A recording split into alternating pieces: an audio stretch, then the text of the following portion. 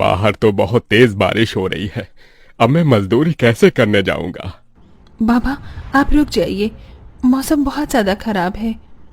मुझे तो समझ नहीं आ रहा, ये दिन पर दिन मौसम खराब होता जा रहा है। अगर ऐसे ही चलता रहा तो मजदूरी नहीं कर पाऊंगा और घर में खाने को एक दाना तक नहीं आ पाएगा। तभी बहुत तेज आंधी तूफान चलता है। अरे देखो, जरा देखो, कितनी तेज तूफान चल रहा है। अरे महेश बेटा, तू झोपड़ी के ऊपर तिरपाल तो लगा कर आया था ना? हाँ बाबा, लगा दी थी तिरपाल। और उसके ऊपर तूने ईंटें रखी थी या नहीं?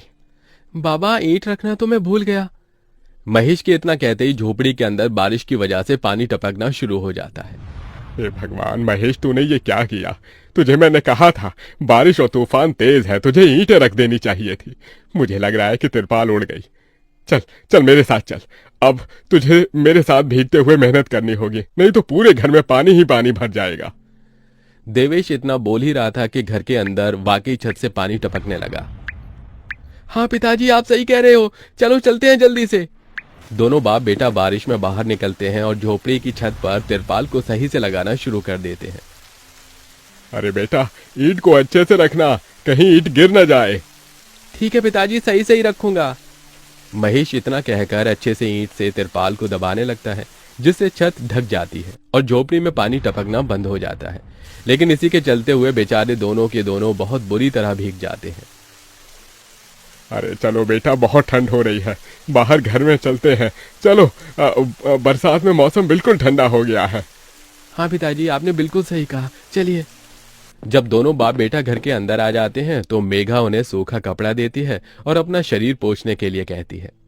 आप लोग अपना शरीर पोंछ लो और सूखे कपड़े पहन लो, नहीं तो ठंड लग सकती है। मेघा के दिए हुए कपड़े दोनों पहन लेते हैं। तभी बीमार शकुंतला बिस्तर पर पड़ी हुई मेघा से कहती है, अरे बेटी, तूने खाने के लिए कुछ बनाया नहीं? माँ, मैं बारिश के रुकने का इंतजार कर रही हूँ। घर के अंदर खाना कैसे बनाऊंगी? सारे में धुआं ही धुआं हो जाएगा। मेरी दवाई का समय हो गया है और मुझे भूख भी लग रही है। ठीक है माँ, मैं कुछ करती हूँ। मेघा अपने सिर पर एक सफेद कट्टा रखकर बारिश से बचते हुए बाहर से कुछ ईंटें लाकर घर के अंदर ही छोटा सा चूल्हा बना लेती है और उसी पर खाना बनाना शुरू करती है। अरे बेटी, पूरे घर में धुआं ही धुआं हो गया है। पिताजी, खाना बनाना भी तो बहुत जरूरी था। मेघा जैसे तैसे करके जल्दी जल्दी खाना बना लेती है। वो खाने में नमक मिर्च वाले चावल ही बना पाती है। माँ उठो, ये लोग खाना खा लो। शकुंतला मेघा के हाथों से खाना खाती है। शकुंतला के पूरे शरीर को पैरालाइज हुआ था, जिसके कारण ना तो वो हिल सकती थी और ना ही वो उठ सकती थी। मेरी प्यारी बेटी, इतनी कम उम्र में तेरे ऊपर कितनी जिम्मेदारी आ गई। हम गरीबों का कुछ नहीं हो सकता है। इस गरीब झोपड़ी के अंदर हम कैसे कैसे दिन देखते हैं। कोई बात नहीं माँ, बच्चे समय के अनुसार बड़े होते हैं, लेकिन मैं समय से पहले बड़ी हो गई हूँ। आपको तो खुश होना चाहिए। मैं तो इस कदर लाचार हो गई हूँ कि तेरे सर पर हाथ रखकर तुझे आशीर्वाद भी नहीं दे सकती बेटा। शकुंतला की आंखों से आंसू निकल रहे थे। मेघा उसके आंसू पोंछकर अपनी माँ को हौसला देती है, जिसके बाद वो अपने भाई और पिता के साथ बैठकर खाना खाती है। बारिश होती ही रहती है, लेकिन बारिश रुकने का नाम ही नहीं लेती। खाना खाकर वो सभी सो जाते हैं। आधी रात के समय जिस तरफ शकुंतला का बिस्तर होता है, वहां पर पानी टपकना शुरू हो जाता है। अरे ये क्या, पानी टपक रहा है। मेघा लगता है सो गई। अब मैं क्या करूं? ये पानी तो धीरे धीरे टपकता ही जा रहा है। शकुंतला रात भर अपने ऊपर टपकते हुए पानी को ऐसे ही झेलती रहती है, जिसकी वजह से सुबह तक उसके पूरे शरीर में बुखार फैल जाता है। अरे ये क्या माँ, आपको तो बहुत ही बुखार हो गया है। रात भर ये झोपड़ी की छत टपकती ही रही। मैंने तुम्हें उठाने की कोशिश की, लेकिन तुम्हारे तक आवाज नहीं गई। ये सुनकर मेघा को बहुत अफसोस होता है। वो सूखे कपड़ों पर अपनी माँ को सहारा लगाकर लेटा देती है और उनके कपड़े भी बदल देती है। लेकिन तभी अचानक से गांव में बाढ़ आ जाती है। अरे ये क्या हो, यहाँ तो पानी भर रहा है। अरे लगता है गांव में बाढ़ आ गई है। अरे हम लोग क्या करें? अरे बेटा महेश, अरे भाई, अपनी माँ को कंधे पर उठा, नहीं तो हम सभी बह जाएंगे। अरे पानी में कोई जुगाड़ करता हूँ बेटा। देवेश फौरन घर के बाहर जाता है। जहां वो आसपास देखता है उसे एक रेडी दिखाई देती है। देवेश उसे लेकर आता है जिस पर शकुंतला को लिटा देता है। अरे चारों तरफ पानी पानी हो रहा है, हमें अब यहाँ से जाना होगा, नहीं तो पानी में हम डूब जाएंगे। तभी अचानक से उनकी झोपड़ी पानी में डूबकर बह जाती है। हमारी झोपड़ी चली गई। बेटी, अब हमें भी यहाँ से चलना होगा। तुम्हारी माँ को यहाँ से किसी ऊंचे स्तर पर लेकर जाना होगा। देवेश, महेश और मेघा तीनों शकुंतला को रेडी के साथ वहां से ऊंचाई पर लेकर जा रहे होते हैं, लेकिन पानी बहुत ज्यादा होने की वजह से रेडी का संतुलन खराब हो जाता है और वो पानी के साथ बहने लगती है। पिताजी, माँ रेडी के साथ पानी में बहते हुए जा रही हैं। हे भगवान, अब हम लोग क्या करें? अरे हम लोग भी डूब रहे हैं। कोई सहारा मिलेगा तो हम यहाँ से बाहर निकल पाएंगे, नहीं तो पता नहीं आज क्या होगा। हे भगवान, कोई हमारी मदद करो। हे ऊपर वाले, कुछ तो करो। तभी मेघा को एक बड़ी सी लकड़ी का सहारा मिलता है। वो उस लकड़ी के सहारे अपने पिता और भाई को भी बचा लेती है, जिसके बाद वो तीनों लकड़ी के सहारे तैरते हुए एक ऊंचे स्तर पर पहुंच जाते हैं जहां पर काफी लोग होते हैं। हे भगवान, मेरी 8 साल की बेटी थी, कहीं नजर नहीं आ रही। इस बाढ़ के कारण वो पता नहीं कहां पानी के साथ ही बहती चली गई। वहां सभी अपने परिवार को लेकर दुख में थे और यहाँ मेघा, देवेश, महेश तीनों शकुंतला के लिए फूट फूट कर रोने लगे थे।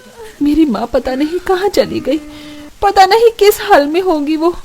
क्या वो अभी जिंदा होंगी या नहीं? तुम ये कैसी बातें कर रही हो? हौसला रखो, सब कुछ ठीक हो जाएगा। माँ वापस आएंगी।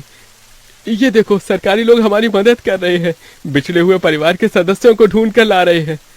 महेश, मेघा और देवेश तीनों शकुंतला की राह देखते ही रह जाते हैं, लेकिन सरकारी आदमियों को भी शकुंतला की न तो लाश मिलती है और न ही उसका कोई अता पता, जिसके कारण अब उन्हें यही लगता है कि शकुंतला दुनिया में नहीं रही। इतनी बारिश हो रही है, माँ का तो कुछ पता नहीं। अब हमें हमारे लिए कुछ करना होगा। तुम सही कह रही हो बेटी, अब हमें कुछ न कुछ तो करना ही होगा। देवेश और महेश दोनों बाप बेटे जंगल से लकड़ियां इकट्ठी करके वहां झोपड़ी बनाने की कोशिश करते हैं, लेकिन बार बार बारिश के पानी की वजह से उनकी झोपड़ी बन ही नहीं पाती। बारिश बहुत जोरों से हो रही है, मैं यहाँ वहाँ से पन्नियाँ इकट्ठी करती हूँ। मेघा पन्नियां इकट्ठा करती है और उन्हें जोड़कर तैयार करती है, जिसे वो अपने पिता और भाई के ऊपर रखकर उन्हें बारिश से बचाने की कोशिश करती है। और इसी के चलते महेश और देवेश झोपड़ी बना लेते हैं और उसमें वो सब रहने लगते हैं। चलो, हमने जैसे तैसे करके अपने लिए मजबूत झोपड़ी तो बना ली। काश माँ और मिल जाती तो अच्छा होता। मेघा अफसोस करते हुए रो रही थी कि तभी उसे झोपड़ी के बाहर से अपनी माँ की आवाज आती है। मेघा, महेश, कहाँ हो तुम दोनों? मेरे बच्चों, कहाँ हो तुम दोनों? मेघा, ये तो माँ की आवाज है। मेघा जैसे ही झोपड़ी के बाहर आती है, वो बारिश में भीगते हुए अपनी माँ को खुद अपने पैरों पर चलकर आते हुए देखती है। माँ, अब चल सकती हो, आप हिल सकती हो, आप खड़ी हो सकती हो। ये सब कैसे हुआ? ये तो एक चमत्कार है। बहते बहते पता नहीं मैं कहाँ पहुँच गई थी और बेहोश हो गई थी। जब होश आया तो हाथ पैर अपने आप काम करने लगे थे। फिर तो मैं ढूंढते हुए यहाँ तक आ गई। ये भगवान का चमत्कार ही था। हमारी झोपड़ी भी टूट गई। भैया और पिताजी ने दोबारा झोपड़ी बनाई है और इस बार बहुत मजबूत झोपड़ी है। एक बूंद भी नहीं आ रहा अपनी झोपड़ी के अंदर। माँ, चलो हम सब एक साथ पहले की तरह रहेंगे। शकुंतला को सही सलामत देखकर महेश और देवेश दोनों बहुत खुश होते हैं। वो सभी एक दूसरे को गले से लगा लेते हैं। इस तरह बारिश में भी गरीब की झोपड़ी उनके काम आती है और वो उसी में अपना गुजारा करते हैं। बरसात खत्म होने के बाद महेश और देवेश दोनों मिलकर काम करते हैं और पैसे जोड़कर अपने लिए पक्का मकान बना लेते हैं, जिसके चलते अब शकुंतला भी अमीर घर की कोठियों में काम करके कुछ पैसे जोड़ती है और धीरे धीरे घर की परेशानियों को खत्म कर देती है। अब वो सभी एक साथ खुशी खुशी रहने लगते हैं।